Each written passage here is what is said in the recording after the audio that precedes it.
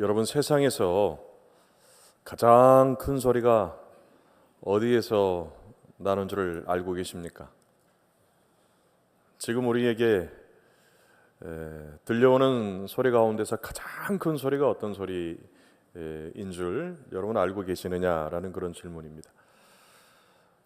세상에서 가장 큰 소리는요, 우리가 발 딛고 살고 있는 이 지구가 돌아가는 소리라고 그래요.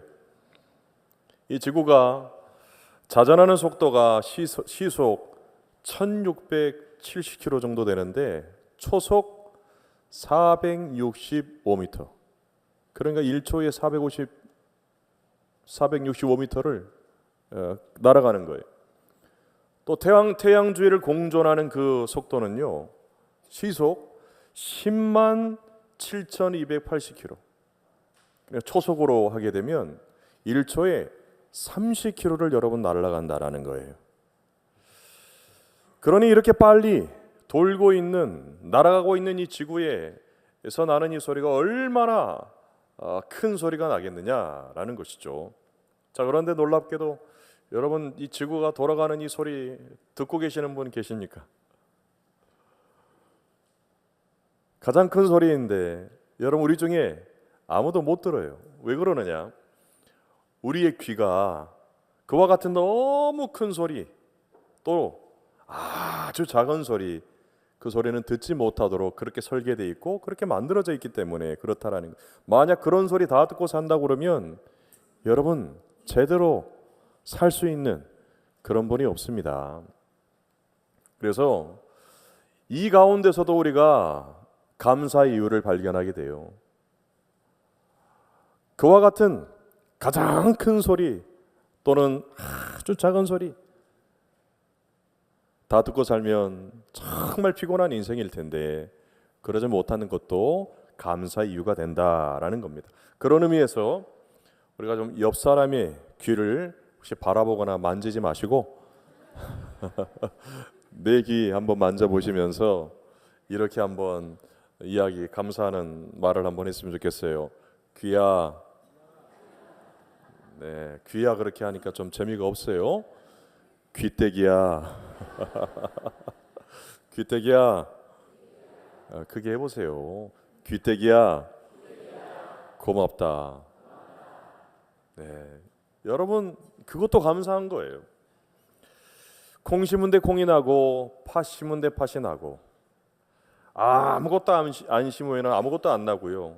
막 심으면 여러분 막 자라납니다. 우리가 그 중에서도 감사를 심으면, 이 작은 것에도 감사하는 그 감사를 심으면 더 큰 감사의 열매가 맺게 되는 줄로 믿습니다.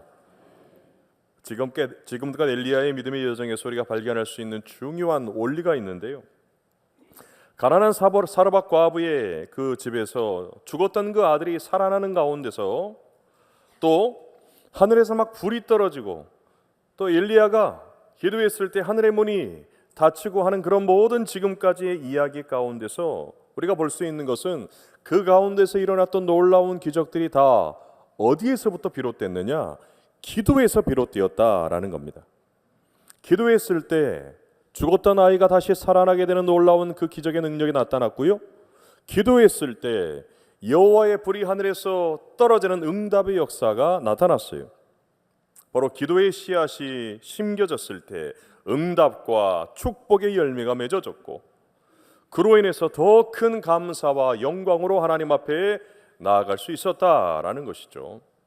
우리가 오늘 지난 6개월 상반기에 베푸신 하나님의 은혜 감사하면서 맥주 감사 주일로 이렇게 드리고 있는데, 오늘 이 시간 들려주시는 오늘의 말씀을 통해서 엘리야가 맛보고 생생하게 경험했던 그 기도의 능력, 하늘의 문이 활짝 열리고 하나님께서 응답하셨던 놀라운 그 축복이 소낙비처럼 쏟아지게 되는, 그리고 그 빛 속에서 뛰어가는 그 놀라운 은혜와 축복이 여러분 모두 가운데 있기를 간절히 바랍니다. 자, 41절 말씀인데요, 함께 말씀을 읽습니다. 시작. 엘리야가 아합에게 이르되 올라가서 먹고 마시소서, 큰 빗소리가 있나이다 말씀합니다. 갈멜산 정상에서 바알 선지자 450명과의 영적 대결에서 엘리야가 통쾌하게 승리했죠.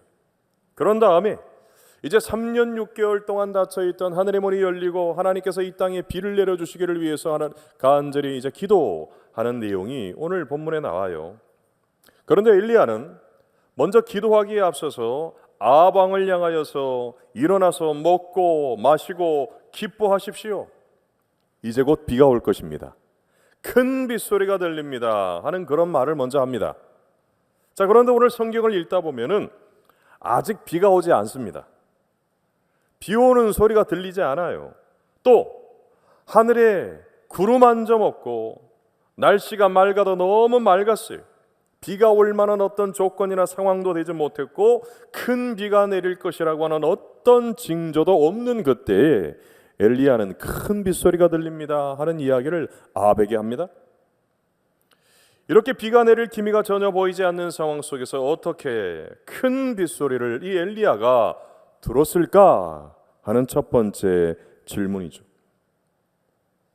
그가 우리와 같지 아니한 특별한 어떤 신체적인 조건이나 탁월한 능력을 가지고 있었기 때문에 남들이 볼 수 없는 것을 보고 남들이 듣지 못하는 그런 소리도 들었느냐 하는 거예요. 그런데 야고보서 5장 17절 18절을 보면 이렇게 말합니다. 함께 읽습니다. 시작.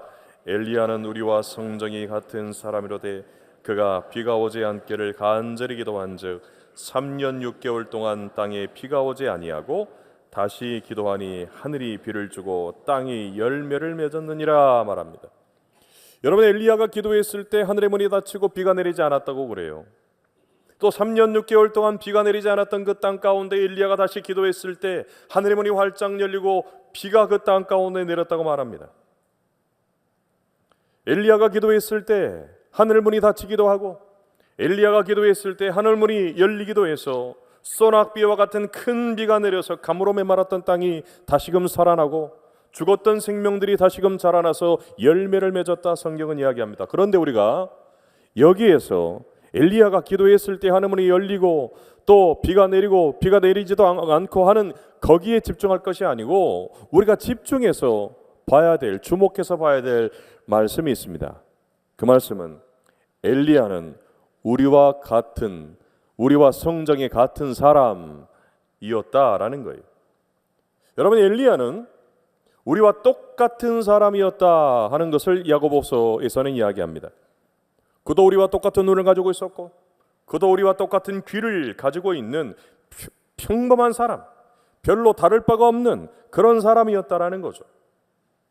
지구의 자전, 공전하는 그런 소리를 들을 수 없는 그런 둔하지만 고마운 귀를 가지고 있었던 우리와 같은 사람이었다, 그런 이야기예요. 여기에 대해서 메시지 묵상 성경에서 유진 피터슨 목사님은 다음과 같은 말을 합니다. 그는 결코 비범한 사람이 아니었고 특별히 힘이 세거나 기적을 행하는 사람도 아니었다.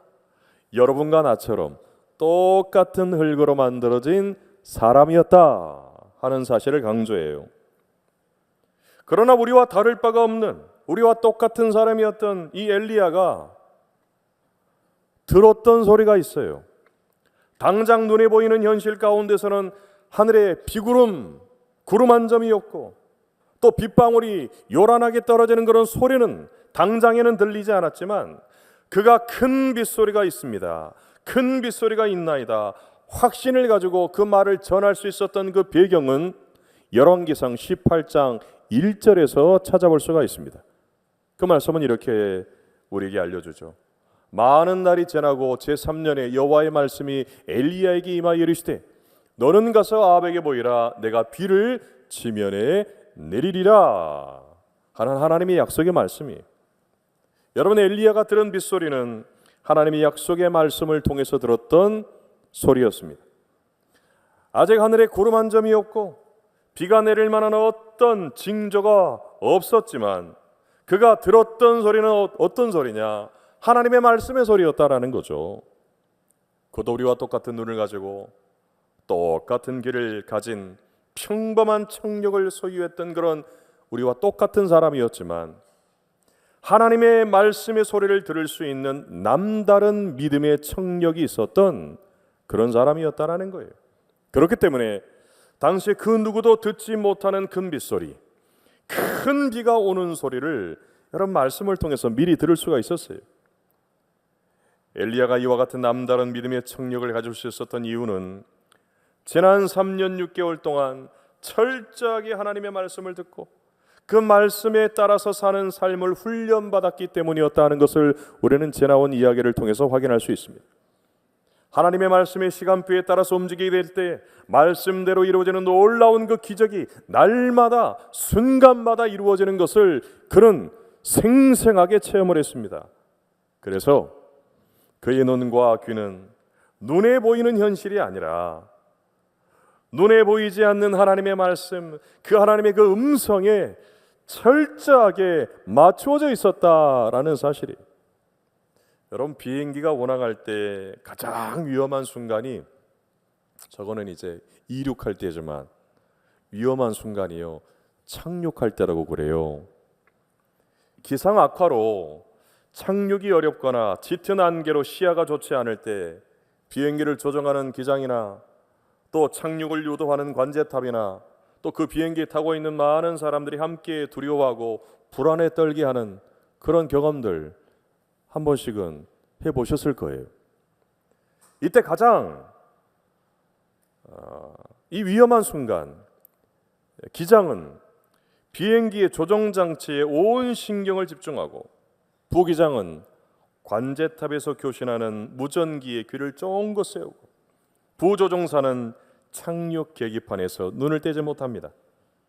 다행히 요즘 비행기와 공항에는요, 최신식 자동 항법 유도 장치가 있어가지고 비행기가 일정한 그런 전파 영역에 딱 들어오게 되면 조종관이나 엔진이 거기에 따라서 자동으로 작동을 한대요. 그래서 웬만한 기상 악화나 짙은 안개에도 불구하고 별 무리 없이 안전하게 여러분 땅에 착륙할 수 있는 이유가 바로 거기에 있습니다. 이와 같이 우리의 삶의 여정에도 앞이 잘 보이지 않는 막막한 현실 가운데 우리가 놓여 있을지라도 하나님의 말씀에 우리의 믿음의 주파수, 우리의 믿음의 길을 딱 맞추고 있으면 거기에 모든 것을 맡기고 거기에 모든 것을 맞추며 나가게 되면 우리의 삶의 완벽한 조종자가 되시는, 우리의 삶을 안전하게 인도하시고 우리의 삶을 조종해 가시는 우리 하나님께서 여러분 우리 삶 가운데 안전하게 착륙할 수 있는, 우리의 삶 가운데 보내시는 놀라운 그 은혜와 축복의 자리로 우리를 인도해 주시는 줄로 믿으시기를 바랍니다. 이어서 42절 말씀인데요, 함께 읽습니다. 시작. 아합이 먹고 마시러 올라가니라. 엘리야가 갈멜산 꼭대기로 올라가서 땅에 꿇어 엎드려 그의 얼굴을 무릎 사이에 놓고 이렇게 말합니다. 하나님의 말씀에 모든 주파수를 맞추고 말씀의 소리를 듣는 믿음의 청력을 가지고 있었던 엘리야는 주님의 음성에 대한 확신 가지고 기도하기 위해서 이제 갈멜산 정상으로 올라갑니다. 조금 전까지 하늘에서 불을 내리셨던 하나님께서 말씀하신 대로 이 땅에 다시금 비를 내려주시기를 바라면서 기도하기 위해서 엘리야가 갈멜산 정상으로 다시 올라갑니다.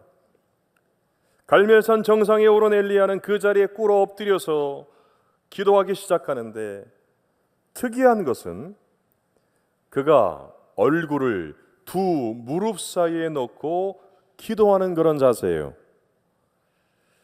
여러분, 엘리야는 땅에 무릎을 꿇고 기도하는 것을 넘어서서 두 무릎 사이에 자신의 얼굴을 파묻고 하나님 앞에 기도했습니다. 이러한 엘리야의 기도의 자세는 결론적으로 얘기했을 때 그가 얼마나 하나님 앞에 간절히 기도했는가 하는 것을 좀 구체적으로 우리에게 보여주는 그런 모습인데, 좀 전에 불을 내리신 하나님께서 비를 내려주실 것을 믿고 약속대로 이루어 주시기를 바라는 간절하고 겸손한 마음으로 집중해서 기도로 미어달린 그런 모습이 엘리야가 기도하는 그 자세와 그 모습을 통해서 우리는 확인할 수 있습니다. 그리고 이러한 엘리야의 기도에서 우리는 기도에 대해서 다음과 같이 정의할 수 있어요. 기도는 약속하신 말씀을 믿고 순종하는 믿음의 표현이라는 거예요. 하나님께서 비를 내리실 것이라는 그 약속의 말씀을 신뢰한다면 거기에 우리가 믿음의 주파수를 맞추고 그 하나님의 소리를 듣고 그 믿음의 확신이 우리 가운데 왔다고 한다면 그렇게 될 줄로 믿고 아무것도 하지 않는 것이 아니라 그 말씀의 약속이 성취되기를 위해서 하나님 앞에 간절히 기도하는 것이 순종을 통해서 드러내는 믿음이다라는 겁니다. 야고보서 4장 2절은 너희가 얻지 못하면 구하지 아니하기 때문이요 이렇게 말해요. 하나님으로부터 무언가를 얻기를 원한다면 구하는 것이 믿음이고 순종이라고 하는 겁니다. 주신다고 했으니까 뭐 언젠가는 주시겠지. 그저 막연하게 아무런 반응도 없이 가만히 있는 것은 여러분 그건 믿음도 아니고 순종도 아닌 불신앙적인 그런 태도이고 자세이고 그런 행위에 불과하다라는 거예요. 그런 마음의 태도를 가진 이들에게 주시는 말씀이 있습니다. 에스겔 36장 36절에서 38절의 말씀이에요. 함께 말씀을 읽습니다. 시작. 나 여호와가 말하였으니 이루리라. 주 여호와께서 이같이 말씀하셨느니라. 그래도 이스라엘 족속이 이같이 자기들에게 이루어 주기를 내게 구하여야 할지라. 내가 그들의 수요를 양떼같이 많아지게 하되 제사드릴 양떼에 곧 예루살렘이 정한 절기의 양무리같이 황폐한 성읍을 사람의 때로 채우리라. 여러분, 이 말씀은 이스라엘 백성들 가운데 주신 회복과 번영과 또 풍요에 대한 약속의 말씀이에요. 하나님의 말씀은 반드시 이루어지는 줄로 믿으시기를 바랍니다. 그런데 오늘 성경은 뭐라고 그래요? 37절이번 그래도 그 말씀이 이루어지기를 위해서 뭐 해야 된다고요? 구하여야 할지라 말씀합니다. 약속하신 말씀이 이루어질 것을 믿고 기도하는 순종의 행위가 뒤따라가야 된다는 거예요. 아무것도 하지 않으면 아무 일도 일어나지 않는다, 그런 말이 있죠. 순종하는 믿음으로 기도하지 아니하면 약속하신 말씀이 내 삶 가운데 성취되는 그 역사를 우리가 보고 듣고 생생하게 경험하고 맛볼 수 없다라는 겁니다. 과거 조선시대 때 어느 날 한 주인이 집안의 종들을 다 불러 모아놓고 이렇게 말해요. 볏집단 한 단씩 다 주면서 내일 아침까지 이 볏집단 새끼손가락보다도 가늘게 꼬아가지고 오라는 거였어요. 이 명령에 대해서 종들이 다 대부분 막 투덜대면서 불평을 합니다. 아니, 하루 종일 부려먹더니 밤새도록 새끼를 꼬으라고 하니까 얼마나 다들 불평과 원망이 많았겠어요. 그래서 어떤 종들은 나 안 하고 그냥 잔다고 자버리고, 또 어떤 종들은 하기 싫은 일을 억지로 막 귀찮아가지고 하기는 해야 되니까 대충 새끼손가락만큼 이렇게 꼬으라고 했는데 이거보다 더 굵게 주먹만하게 막 그냥 그렇게 꼬아놓고 대충 하고 잤어요.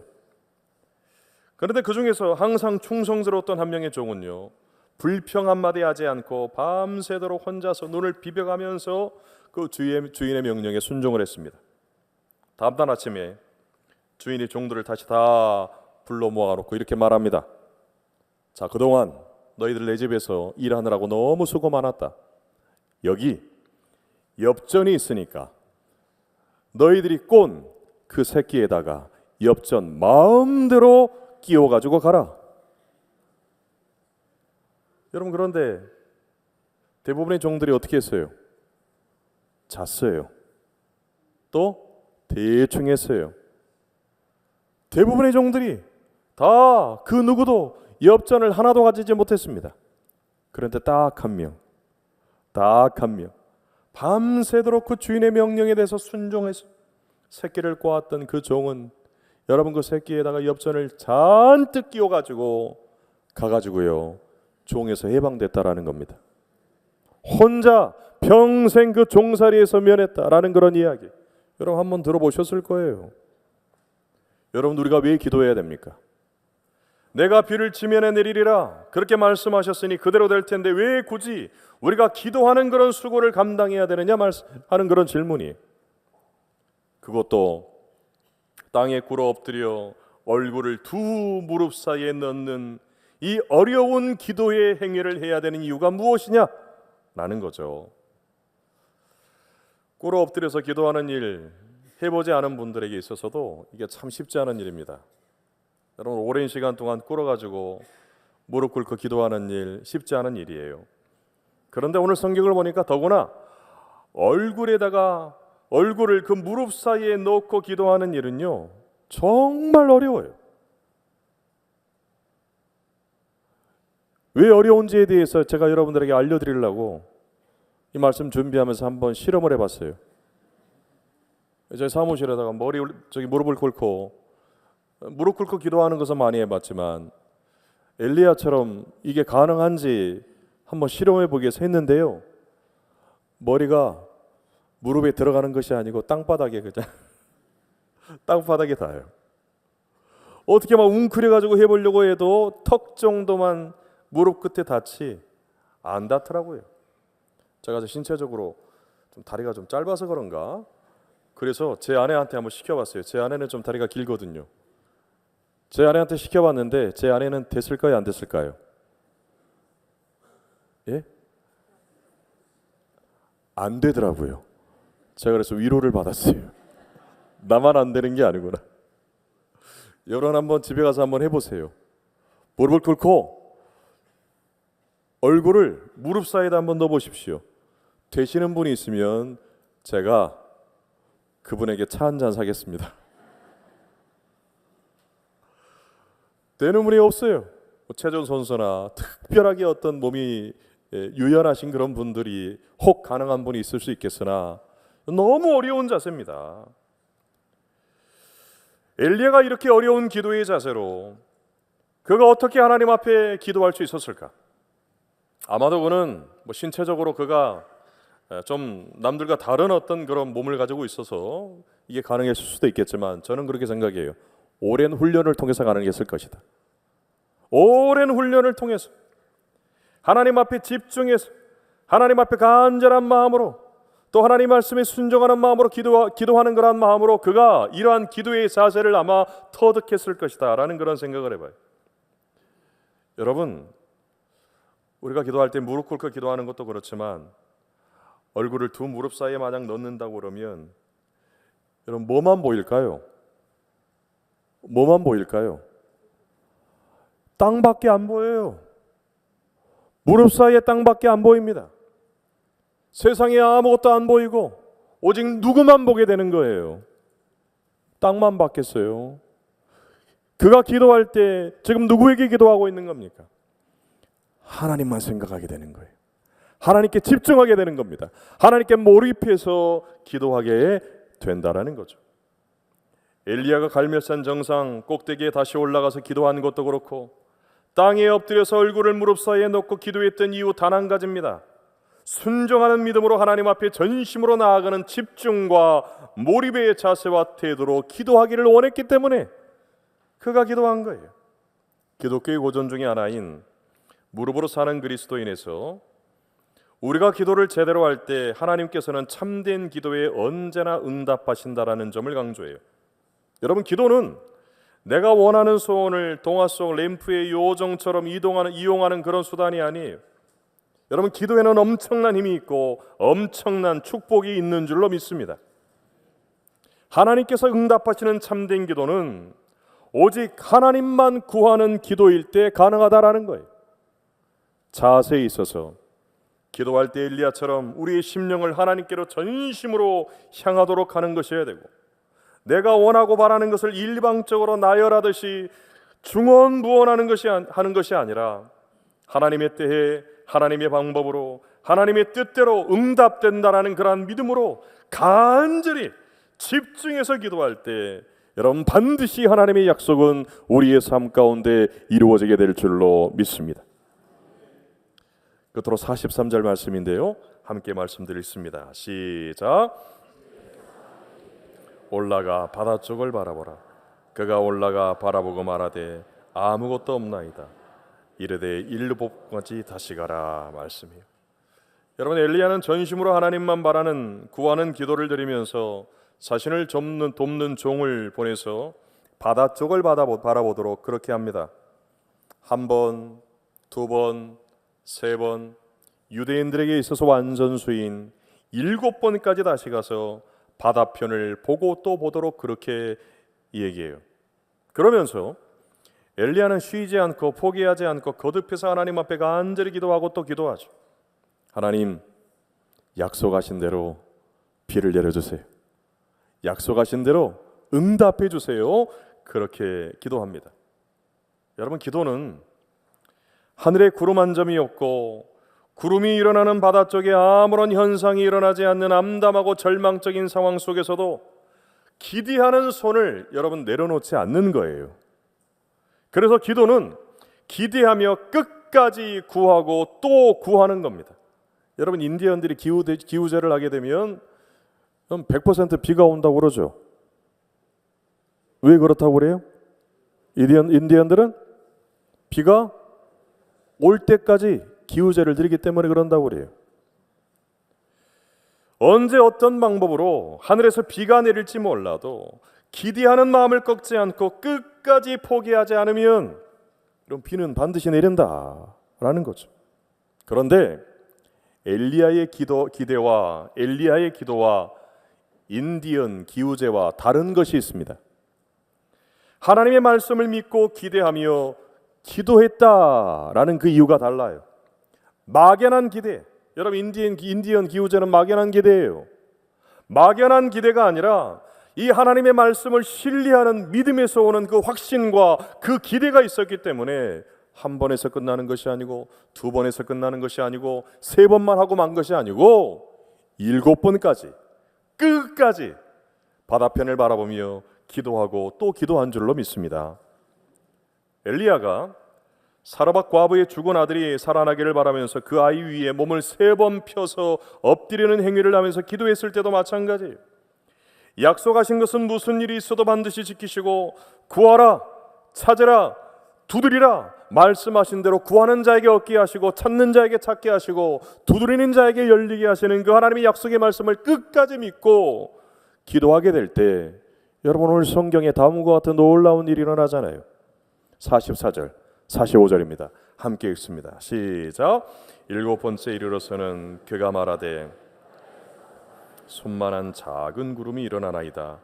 이르되 올라가 아합에게 말하기를 비에 막히지 아니하도록 마차를 갖추고 내려가소서 하라 하니라. 조금 후에 구름과 바람이 일어나서 하늘이 캄캄해지며 큰 비가 내리는지라 말씀합니다. 구하면 주시고 찾으면 찾게 하시고 두드리면 열리게 하시는 하나님의 약속의 말씀에 대한 기대를 가지고 끝까지 믿음으로 기도했을 때 오늘 성경을 보니까 조금 후에 잠깐 후에 손바닥만한 작은 구름이 일어나고 또 순식간에 큰 비구름이 몰려오고 강한 바람이 불어와서 큰 비가 억수같이 쏟아지게 되는 응답의 역사가 나타나는 거예요. 그리고 비에 길이 막히기 전에 갈멜산에서 이스라엘까지 약 30km 정도가 됩니다.